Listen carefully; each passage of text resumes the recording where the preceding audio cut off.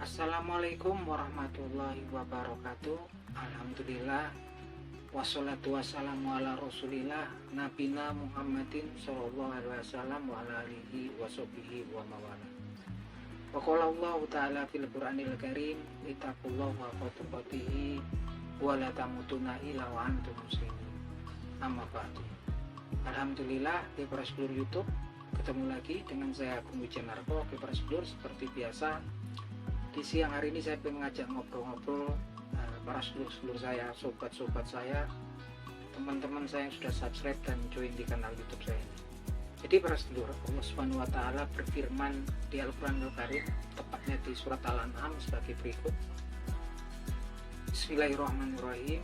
Wa indahu mafatihul ghaibi la ya'lamuha illa hu wa ya'lamu ma fil barri wal bahri wa la tasqutu min waraqatin illa ya'lamuha wala habatin fi dhulumatil ardi wala rabbi wala yabisi illa fi kitabin mubin, yang artinya sebagai berikut: wa indahu mafatihul ghaibi, dan sesungguhnya di sisi Allah lah segala kunci kegaiban. La ya'lamuha illahu, dan enggak ada yang tahu tentang kunci-kunci kegaiban itu kecuali Allah Subhanahu wa taala itu sendiri. Wa ya'lamu ma fil barri wal bahri, dan dia mengetahui segala sesuatu yang terjadi di daratan dan di lautan.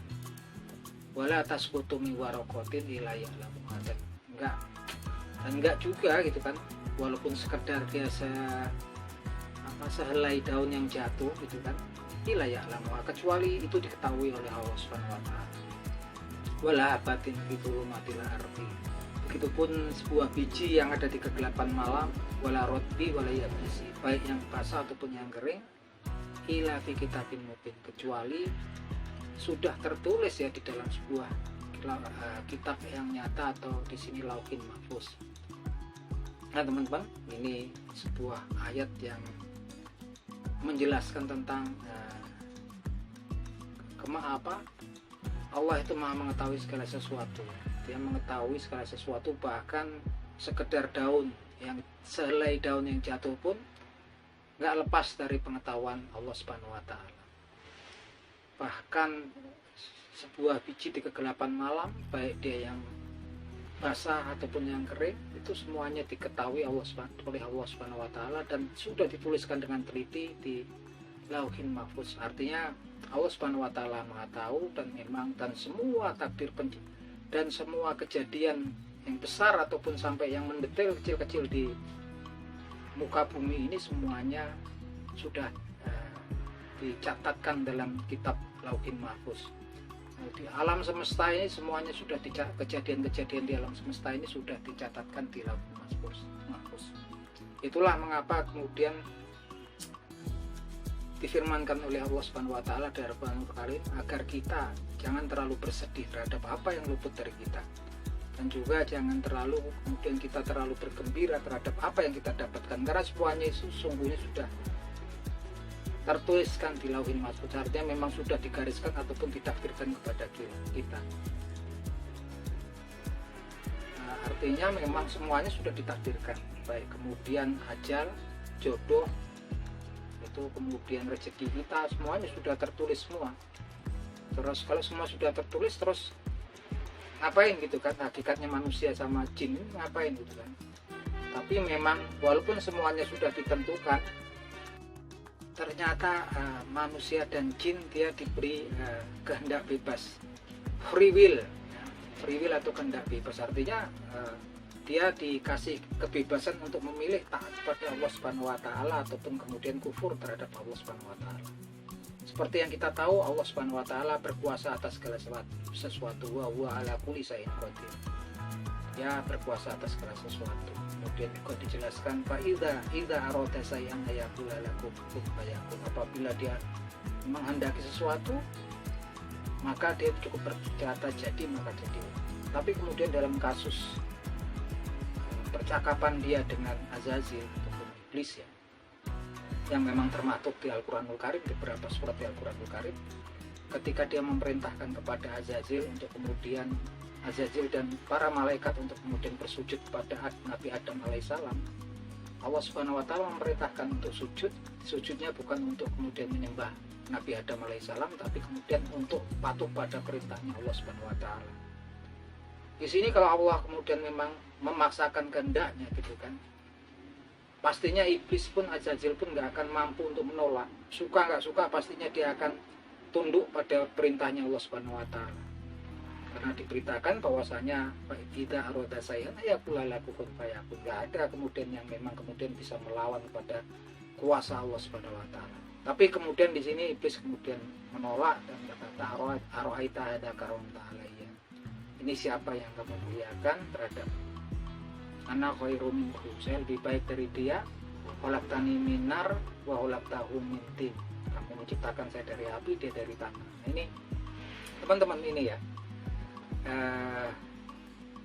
Kalau kita lihat kemudian memang kemudian ternyata di sini bangsa jin yang memang diciptakan lebih dahulu daripada manusia, dan juga manusia ternyata diberikan free will, kehendak bebas gitu kan. Berbeda dengan malaikat ya, berbeda dengan makhluk ciptaan yang lainnya seperti binatang gitu kan, tumbuh-tumbuhan. Kemudian malaikat ini kan makhluknya Allah semua, ciptaannya Allah Subhanahu wa taala, tapi mereka memang sepertinya tidak diberikan kehendak bebas. Tapi ketika diberikan kehendak bebas juga mereka juga di sini juga punya kewajiban untuk kemudian mempertanggungjawabkan segala perilakunya nanti di muka bumi ini. Tapi yang jelas di sini teman-teman, salah satu dosa yang besar yang pertama kali kejadian dosa besar salah satunya adalah seorang kemudian berkata ana khairum minhu. Ketika iblis Azazil diperintahkan Allah Subhanahu wa taala untuk sujud kepada Nabi Adam alaihissalam, dia berkata ana khairum minhu, saya lebih baik dari dia. Ini berbahaya sekali ya untuk pembelajaran kepada kita bahwasanya ketika seseorang belajar ilmu agama semakin tinggi, semakin dalam, tapi kemudian timbul saya lebih baik tuh dari orang-orang ini, dari si A si B, itu berbahaya ya, karena berarti di situ dia sudah terkena tipu dayanya syaitan. Itulah dosa besar yang dilakukan makhluknya Allah pertama kali ya di dalam sejarahnya. Ana khairum minhu gitu kan.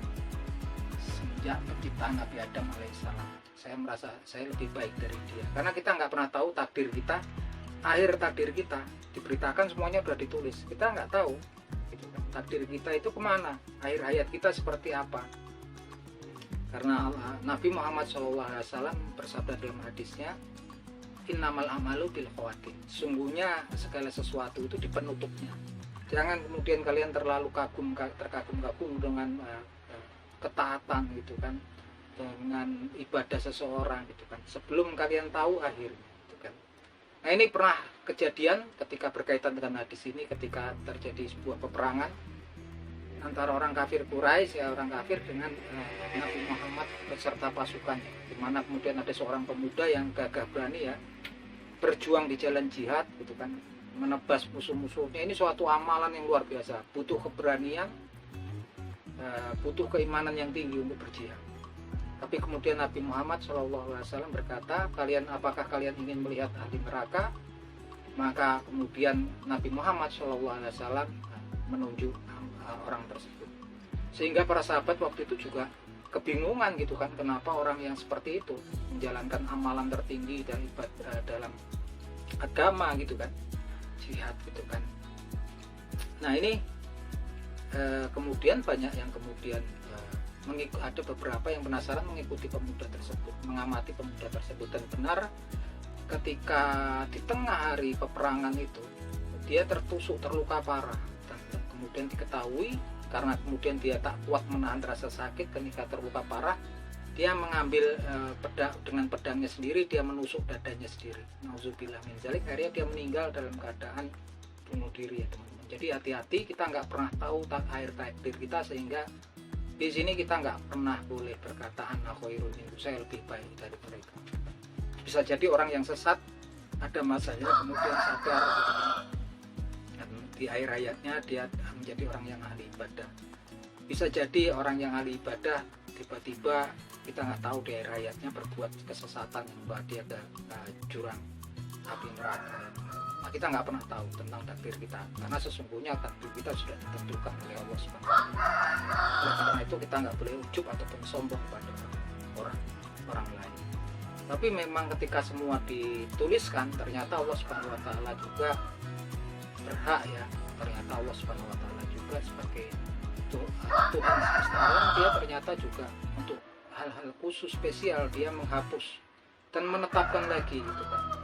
Yang ini memang diberitakan di Al-Quranul Karim, tepatnya di surat Araf yang bunyinya sebagai berikut. Bismillahirrahmanirrahim. Yamhullahu wa yusbit wa yamhullahu ma yasha wa yusbit. Yamhullahu ma yasha wa yusbit wa indahu umul kitab, yang artinya sebagai berikut. Sungguhnya Allah Subhanahu wa Ta'ala itu menghapuskan sesuatu dan dia menetapkannya, dan dia ialah yang menetapkan. Wa indahu mafatihul wa indahu umul kitab, dan di sisinya lah induk kitab atau lauhul mahfuz.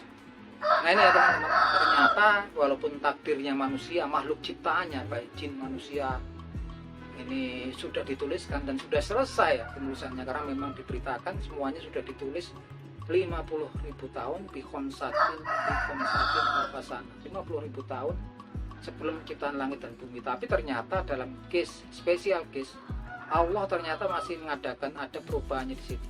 Yamhullah, dia kemudian menghapuskan. Yamhullahu mayasa, dia menghapuskan dan dia kembali. Wa yusbit, dan dia menetapkan.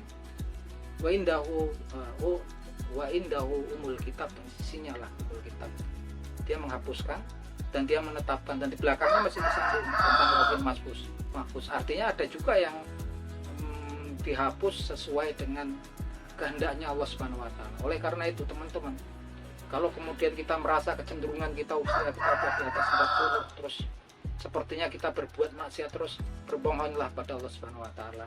Sekiranya Allah Subhanahu wa Ta'ala menuliskan takdir kita ya dalam kesesatan, dalam kemungkaran, kita bermohon untuk kemudian Allah Subhanahu wa Ta'ala yang maha kuasa atas segala sesuatu untuk menghapusnya, menghapus catatan-catatan buruk kita dan kemudian menggantinya dengan ketaatan, terus keimanan, dan juga sebagai pewaris surganya Allah Subhanahu wa Ta'ala. Karena itulah memang tujuan hidup bangsa manusia dan jin, keberadaannya di dunia ini memang tujuannya utamanya adalah itu. Yang lain hanyalah bunga-bunga saja, bunga-bunga kehidupan. Oke gitu teman-teman, obrolan kita di siang hari ini semoga bermanfaat. Akhir kata, wabillahi taufiq. Wassalamualaikum warahmatullahi wabarakatuh.